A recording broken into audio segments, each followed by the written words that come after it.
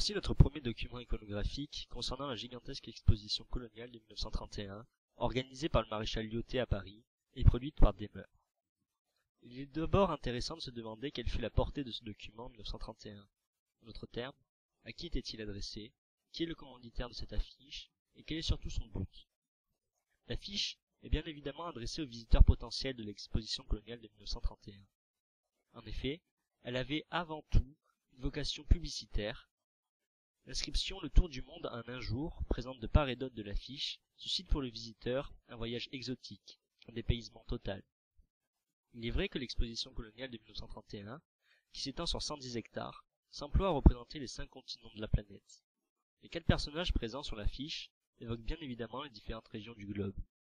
L'homme au premier plan représente le continent asiatique, avec son chapeau traditionnel de paille et sa couleur jaune de peau extrêmement accentuée. Les 2 hommes derrière lui, c'est-à-dire un Indien, dont la peau est volontairement rougie, qui représente le continent nord-américain, et un homme noir, qui représente l'Afrique noire. Derrière ces 2 personnages, on trouve un homme portant un turban blanc, qui représente les peuples du Maghreb. Il est intéressant de s'attarder sur la présence de l'Indien. En effet, l'exposition coloniale a pour but d'être avant tout la vitrine des colonies françaises. L'exposition coloniale veut susciter des vocations. Son but premier est de valoriser et de légitimer la colonisation auprès de la population française, mais aussi de faire en sorte que de nombreux jeunes rejoignent l'œuvre coloniale. Alors pourquoi la présence de l'Indien? Celle-ci est en effet énigmatique, puisque la France ne possède aucune colonie en Amérique du Nord. Est-ce un souvenir lointain des colonies d'Ancien Régime, de ces quelques arpents de neige, comme disait Voltaire? Ou est-ce la volonté de présenter l'intégralité des peuples de la planète et de réaliser un véritable tour du monde? D'ailleurs, en regardant le texte de l'affiche, on s'aperçoit que l'exposition coloniale n'est pas seulement nationale, elle est aussi internationale. Le fond bleu est aussi un élément intéressant. Le symbole du bleu représente l'espoir et bien évidemment la France. Mais aussi peut-on penser au bleu de l'océan, pour montrer la présence de la France à travers le monde. L'affiche nous apporte aussi d'importantes informations sur la vision européenne concernant les peuples colonisés. Comme le disait Jules Ferry, les peuples colonisés sont inférieurs à la métropole, pour beaucoup d'Européens. Il existe, et l'affiche la révèle, aussi une hiérarchie interne chez les peuples colonisés. Pour commencer, prenons les 2 personnages au centre, c'est-à-dire l'Indien et l'homme noir. Ceux-ci sont représentés sommairement, et surtout, sans vêtements.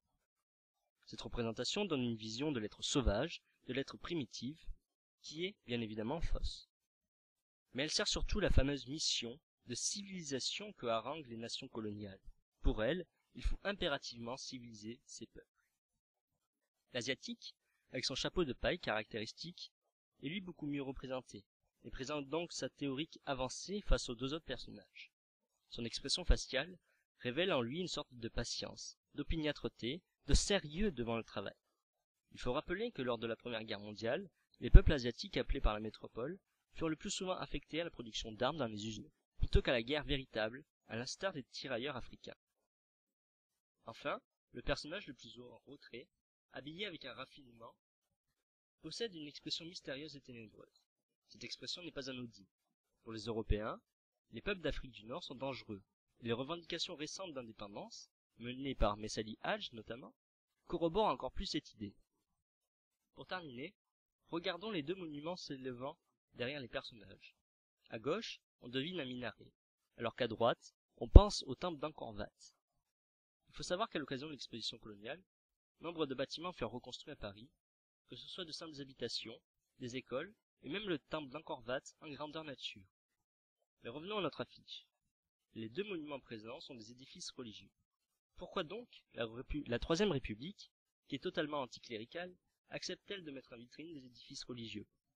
Tout simplement pour montrer le retard de ces peuples qui, selon les Européens, sont totalement absorbés par leurs croyances. De plus, le drapeau français s'élevant au-dessus du minaret est bien sûr symbolique. C'est la République qui est au-dessus des peuples colonisés, mais aussi au-dessus des religions.